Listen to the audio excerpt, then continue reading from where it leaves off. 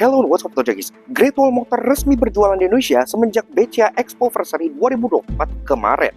Tapi, lineup yang dibawa itu kan baru dua. Satu dari brand Haval yang spesialis urban SUV gitu ya, berupa Haval H6 Hybrid yang videonya kita di shoot sebelah sini. Dan satu lagi dari brand Tank, Tank 500 Hybrid yang menjadi mobil flagship mereka. Dan sekaligus menjadi mobil China termahal yang sekarang dijual resmi di Indonesia, tapi buktinya laku-laku aja, jadi pasarnya itu tetap ada.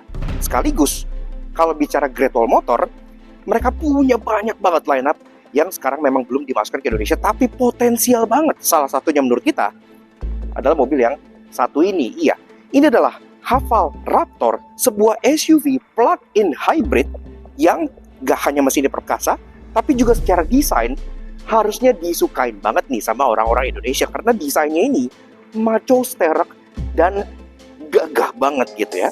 Tapi kayak apa detailnya? Yuk kita kupas luar dan dalam Haval Raptor PHEV tahun 2004. Let's go!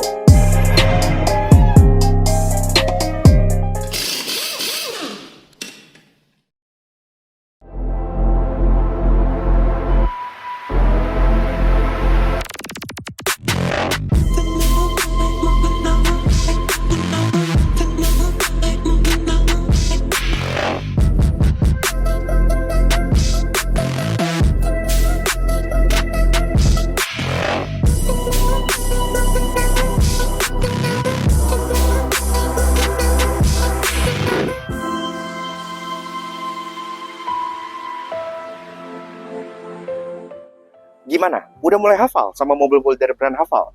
Kita sih jujur belum semua, karena mobil dari brand ini ternyata lebih banyak dibanding yang kita kira. Memang Haval H6 Hybrid sudah dijual secara resmi di Indonesia, tapi ternyata mereka punya banyak banget produk lainnya di headquarter mereka yang berlokasi di Baoding, Beijing, China. Kan itu sekarang kita lagi bersama dengan Great Wall Motor Indonesia yang mengadakan media trip all the way sampai ke Haval HQ gitu ya. Jadi di sini kita ketemu langsung sama beberapa unit Haval. Ini salah satu yang paling menarik menurut kita, karena ini adalah sebuah SUV yang secara teknis sebenarnya mirip sama H6 gitu ya. Dia hybrid, tapi ini plug-in hybrid, jadi bisa dicolok. Dan kalau dicolok, range maksimalnya mencapai 145 km. Jadi udah jauh banget, bisa running on electric power only. Tapi yang menjadi daya tariknya adalah desainnya, karena desain mobil ini itu sangat berbeda dengan Haval H6. Kalau Haval H6 itu kan dia lebih ke arah urban SUV, modis, kayak ganteng gitu ya. Kalau ini tuh lebih ke arah gagah, berotot, kotak, lebih American, lebih kesannya tuh kayak in your face banget gitu. Nah sekarang kita bahas detail dari si Haval Raptor ini, mulai dari belakang seperti biasa. Desainnya dari belakang memang masih banyak kelihatan inspirasi dari brand-brand Eropa, contohnya sepertinya desain yang boxy dari bagian pilar ini sampai ke bagian bagasinya. Dan by the way, ini spare tire masih dimount di bagian bagasi, lagi-lagi untuk menambah ketangguhan. Dan karena kan ini plug-in hybrid, jadi dia pun ada baterai di kolongnya, jadi ini lebih cocok dimount di belakang kayak gini. Termasuk ada logo Haval di bagian sini, spare tire covernya pun udah rapi sewarna body, dan ada kamera mundur yang disematkan di bagian tengah sebelah sininya. Nah, kemudian dari atas kaca udah dari defogger, termasuk udah ada high mount stop lamp di bagian sini, wiper pun sudah rapi, dan ke bawah sini ada logo-logo yang kita nggak bisa baca karena logo ini semuanya dalam tulisan Mandarin gitu ya. Tapi atas di sini ada tulisan Hi4 yang artinya mobil ini sudah 4-wheel drive, harusnya gitu.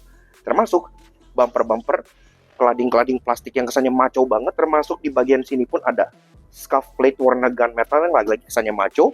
Plat nomor diletakkan di bagian bawah sini, lampu plat nomor sudah LED. Dan bicara soal taillights, ini juga lucu karena taillightsnya sendiri juga ada kayak housing warna kayak abu-abu gitu, tapi dia bukan scratchy plastik, dia tuh kayak cat Raptor gitu, sesuai sama namanya ya, namanya kan Haval Raptor gitu. Ini kayak cat tapi dia bertekstur gitu. Termasuk untuk lampu overallnya ini sudah full LED, dan nyalanya jujur ini ya, jujur lampunya mirip Defender sebenarnya.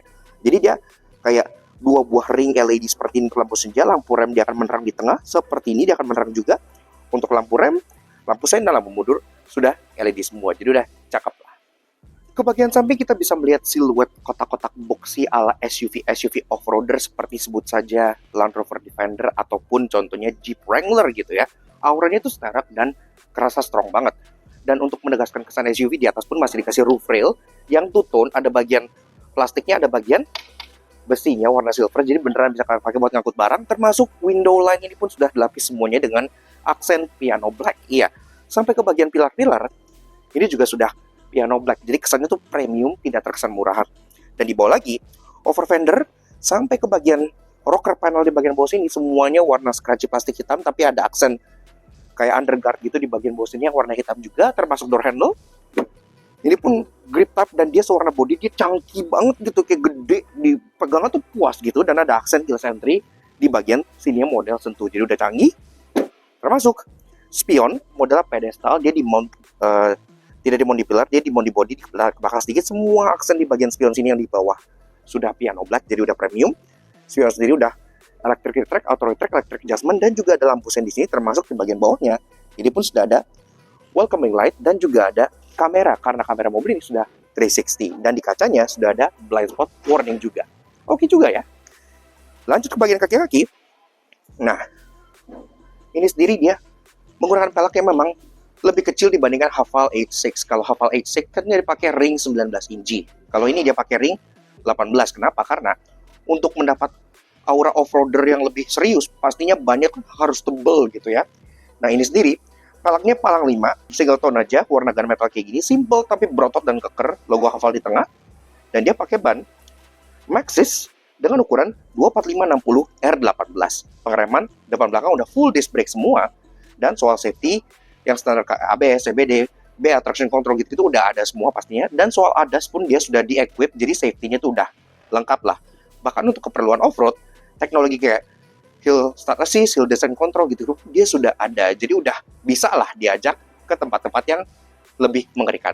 Dan sampai kita ke bagian fascia depan dari si Haval Raptor PHEV. Nah, bagian depan ini justru adalah bagian yang paling menurut gue kelihatan keker dan stark banget, dan cocok banget untuk selera orang Indonesia menurut gue. Karena dia desainnya itu kayak campuran antara Amerika, tapi juga ada unsur-unsur EUDM atau European, atau kayak kesannya kayak ada unsur Defendernya gitu ya. Nah, depan sini hoodnya pun rata panjang, ada kayak power dome di bagian atasnya, dan grillnya logo Haval besar di tengah warna chrome, dan ada bilah-bilah seperti ini 3 buah, yang ini pun ada aksen kayak rivet-rivetnya gini yang bikin dia terkesan lagi-lagi lebih maco. Bumper bawah, nah ini baru hitam scratchy plastik biasa gitu kan. Jadi kalau kalian bawa off-road gitu-gitu, ini masih bisa, termasuk katanya untuk approach angle dan departure angle-nya, mobil ini pun sangat baik untuk dibawa off-road juga. Di tengah masih ada aksen gunmetal scuff plate di bagian sini, walaupun ini plastik sih, tapi at least dia menambah style di mobil ini. Dan unsur safety-nya, dia pun juga udah ada front sensor di sini ya, jadi nggak cuma rear sensor aja. Dia memang nggak ada fog lamp di bagian bawah sini, tapi kalau soal lampunya, di sini udah cukup canggih ya. Pertama-tama dari segi daytime running light-nya, dia modelnya tuh bulat, yang atasnya kepotong, jadi kesan tuh kayak marah gitu. Nah, ini sendiri juga di tengahnya ada LED lagi, dia setupnya dual projector LED, dan untuk lampu sein dia pun switchback. Untuk low beam dan high beam, dia dual projector LED di sini yang sudah auto high beam juga, jadi udah nice lah. Termasuk di depan sini ada kamera depan di bagian bawah logo Havalnya, dan juga ada kayak sistem kamera juga di atas untuk radar-radaran untuk keperluan ADAS-nya. Dan secara overall, desain dari si Haval Raptor PHEV ini menurut gua kotak, gagah, kaku, maco, dan pastinya dengan tampang ala off-roader yang bikin kalian pede untuk dibawa kemana saja. Oke, lanjut bahas soal interior dari si Haval Raptor. Iya, pertama-tama dari pintunya. Ini berat banget gitu ya, khas dengan mobil China, tapi memang build quality dari GWM Products itu udah terbukti sangat luar biasa pas kita cek ke bagian pabriknya. Jadi sangat solid dan luar biasa. Di bawah sini kalian dapat sill plate yang memang masih plastik, tapi ada patternnya gini ya, kesannya tuh off-roady lagi-lagi. Dan kita langsung aja masuk. Mobil ini memang masih setir kiri ya, karena kan kita review ini langsung dari Haval Center atau HQ-nya Haval di Baoding, China gitu. Ya, oke. So, kita jadi serasa dulu di baris pertama dari si Haval Raptor. Sebelum kita bahas desain, fitur, dan ada apa di sini, seperti biasa kalau kalian suka dengan kami, kenapa gak kalian support kebenaran, tombol ke bawah, dan klik tombol merah terus untuk subscribe channel terjangkau. Jangan lupa nyalain lonceng supaya kalian tidak ketinggalan video dari kami, dan juga main ke Instagram kami di @laknas_j untuk foto-foto video pesan hibur kalian semua. Dan pastinya, Cek out juga Instagramnya Great Wall Motor Indonesia di sebelah sini untuk update terbaru mengenai produk-produknya Great Wall Motor, termasuk valve, tank, ora, dan yang lainnya juga. Oke. Alhamdulillahnya, walaupun kita di showroom, entah kenapa kuncinya ada di dalam mobilnya. Jadi, kita nggak akan nyalain ya, karena kan ini kan dalam showroom gitu, ntar orang batuk. Tapi kuncinya seperti ini.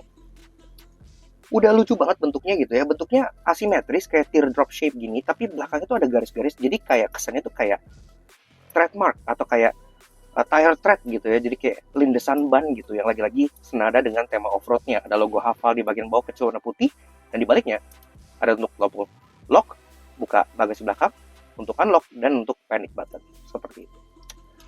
Dan kayak yang gue bilang, kita nggak akan startup karena ini di dalam showroom, tapi soal spek mesinnya yang sudah plug-in hybrid seperti ini. Mesin bensin dari Haval Raptor ini berkubikasi 1500 cc turbocharge, tenaganya 167 HP dengan torsi 243 Nm. Tapi karena ia plug-in hybrid, tentunya ada motor listrik. Tenaga gabungannya 383 HP dengan torsi yang setara alat berat di 750 Nm. Itu gede banget. Transmisinya otomatis berpenggerak 4-wheel drive. 0-100 tuntas dalam 6 detik aja, tapi yang keren konsumsi BBM-nya setara LCGC di 1:16. Gila tenaga dan efisiensinya.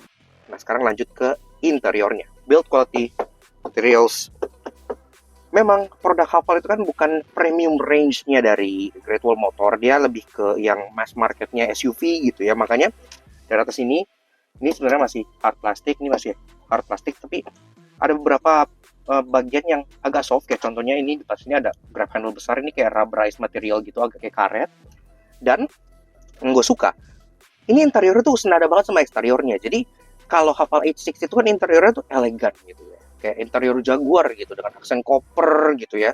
Ini interior lebih kayak interiornya Jeep, jadi rugged, utilitarian, dan kesannya tuh benar-benar macho gitu. Kayak ada aksen kasar di sini dengan baut-baut gitu ya, baut di sini gitu.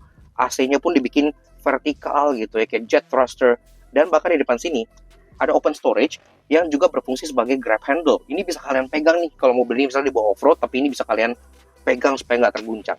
Tapi bisa nyimpan barang juga di bagian dalam sininya, karena dalam sininya rubberized, jadi barang kalian nggak yang kegeser-geser. Glove box sudah soft opening, jadi udah nice dan lumayan gede nih glove boxnya, termasuk di bagian tengah sini, infotainmentnya juga sangat intuitif menurut kita. Jadi ada menu-menu yang fix di sebelah kiri sini yang sangat mudah dijangkau oleh pengemudi. Dan kalau kita lihat menunya, di sini menunya lumayan banyak nih. Ada Bluetooth teleponi, setting, weather, ada charge display, karena kan mobil ini lagi-lagi kan PHEV. Udah ada 4x4 off-road, ada tire pressure monitoring system di setiap bannya berapa, suhu bannya berapa di setiap bannya.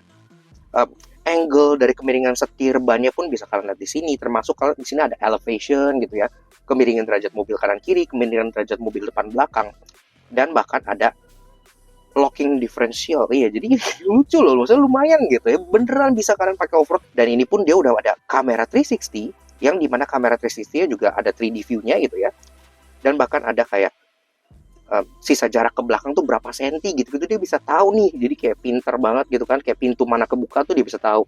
Dan di mode 3D-nya kalian bisa putar-putar mobilnya kayak gini, dan stitchingnya tuh bagus banget. Navigation udah built-in untuk China, at least untuk Indo kita masih belum tahu. Ke bawah AC tengah, ini modelnya horizontal kayak gitu kayak samping, dan ada toggle switches di tengah dengan aksen black chrome yang banyak nih. Dari pinggir, fan speed, front dan rear defogger, air circulation, di tengah ada hazard, kemudian ada mode arah sembur, AC, on off, dan temperature. Boleh lagi, dia modelnya high console, jadi konsol tengah ini tinggi kayak mobil Eropa gitu ya. Di depan sini ada USB input dan ada untuk 12 volt socket, dan juga ada wireless charger nih di bagian tengah sini. Jadi kalau kalian punya HP yang udah bisa wireless charging, tinggal taruh sini, dia bakal charge. Lanjut ke bagian persneling. Persneling ini adalah persneling yang serupa yang kalian temukan di Tank 300. Ya, jadi model tuh kayak sangat futuristik, kayak thruster pesawat luar angkasa gitu ya. Dan ini tentunya udah digital shifter, kalian tinggal tahan tombol terus digeser ke belakang untuk masuk D, geser ke depan untuk masuk R, dan P-nya kalian pencet di bagian atas sebelah sini aja. Kanan kirinya masih ada beberapa setting. Ada heated seats, ya karena joknya udah ada pemanasnya, dan di sini pun ada rear locking differential, dan ada untuk kamera dan parking sensor. Di sebelah kiri ada electric parking brake karena mobil ini sudah EPB, dan juga ada auto hold-nya. Di bagian tengah, ini driving mode. Driving mode-nya pun bisa kalian pilih sport, normal, eco, off-road, banyak. Tarmac, gravel, sand, nice. Termasuk aksen di bagian tengah sini dia dry carbon gitu, lagi-lagi dengan rivets yang expose kayak gini, kesannya manly banget. Ke belakang lagi, dua buah cup holder, yang termasuk di belakangnya juga ada console box yang bisa taruh hal-hal di bagian dalamnya, dan ini pun double sebagai armrest buat kalian taruh tangan. Udah nice. Dan di bagian kolong sini juga dia tetap ada tempat penyimpanan karena dia floating console, jadi kalian bisa taruh barang-barang di bagian bawah sebelah sininya. Nah, lanjut ke bagian driving position, dia untuk kursi, joknya sendiri sudah kukulitkan warna tan kayak gini, mewah, gue suka, bikin interior jadi lively. Dan untuk bagian joknya juga pengaturannya sudah elektrik, bisa sliding, reclining, ada seat height adjuster juga. Termasuk ada electric lumbar support 4 arah, jadi udah oke ya. Setirnya, pengaturan di sini dia bisa tilt dan teleskopik kayak gitu, jadi udah nice juga. Termasuk di sini juga setirnya udah lapis kulit, dia palang 3, bagian tengahnya black chrome, mirip kayak setir Range Rover yang last generation, logo hafal di tengah, dan untuk di bagian kanan, tombol untuk mengatur MID, serta tombol untuk shuffle MID back dan mute. Di bagian kiri ada tombol untuk cruise control yang sudah adaptive cruise pastinya, dan juga ada tombol speed limiter, voice command, dan juga favorite button yang bisa kalian setting sesuka hati kalian. Nah, speedometer ini juga agak lucu nih, karena dia full digital memang, tapi di bagian atasnya dia tuh kayak ada tudung yang tinggi banget kayak gini, dan di bagian atas ini ada gear indikator, jadi gear indikatornya bisa di bagian atas sebelah sini gitu ya.